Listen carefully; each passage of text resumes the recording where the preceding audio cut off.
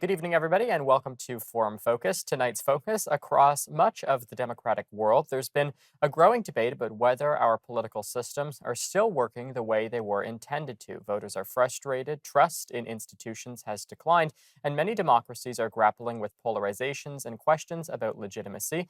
But some scholars argue that democracies are not necessarily collapsing, instead, they are evolving in new and oftentimes innovative way. Joining me now to discuss that idea is Richard Johnson, a political scientist and co-author of the book Democracy's Second Act. Thanks so much for joining us.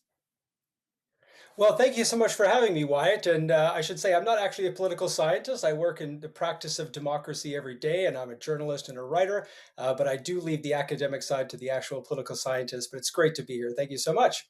Of course. So let's just start out because I think people naturally going into this conversation probably have the obvious question, and that is you're writing about the second act. What's the first act, and how do they relate to one another?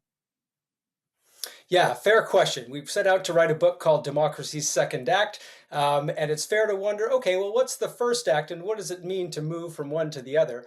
When you think about the first act of democracy, I mean, think of all the greatest things that we think of when we think of democracy, right? Universal suffrage, free and fair elections, the separation of powers, an independent judiciary, a free press, of course, really important, political parties, electoral representation. And these achievements, in some ways, should be celebrated. We've come a long way over the last few hundred years. And after all, they've helped move societies away from authoritarianism and monarchy and systems in which, the few govern the many, often without their consent. And that's obviously still a problem in a lot of places in the world. But democracy isn't just a celebration. Hmm. It's meant to be an everyday practice and it must evolve. And how do we know that? Well, everything you just said about the decline of trust and frustration and polarization, Right. the neglect of the public and the public realm. And so, when we set out to kind of the journey of discovery for this book, we kind of came to discover that not only does democracy need a second act, because a lot of these institutions we think of have become grinding and stuck, but the fact that the second act is already underway.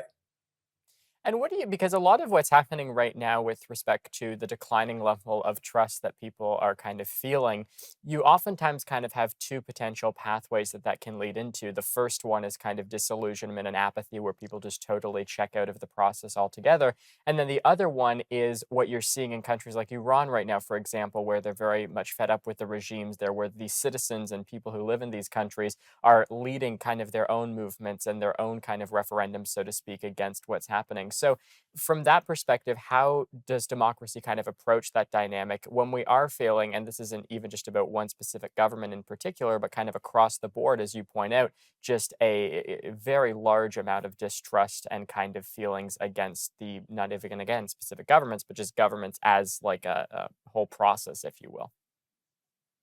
Yeah, absolutely. And you brought up Iran, and obviously there's places around the world where people are still struggling, fighting and dying for the rights Hmm. that we take sometimes for granted in the West. And of course, what's happening in Iran, certainly represents people who want to struggle and want to have a different form of government represent them. But when we think about it back here at home, I mean, we have so much that we could take for granted, but we absolutely cannot. Right.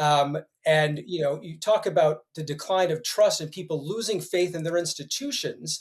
Um, what we've come to discover is that trust goes both ways, right? I Hmm. mean, it's not just that people have lost trust in their government, have lost trust in some of the processes of government, but also that government has lost trust in people. And I Right. think that's what's driving a lot of this sense of neglect, a lot of the sense of people feel left out, whether you're left, right, or center. You feel like government's not really working for you, and that not much is being asked of you as a citizen, except maybe for your vote, maybe for your donation dollar, maybe for your opinion on a survey.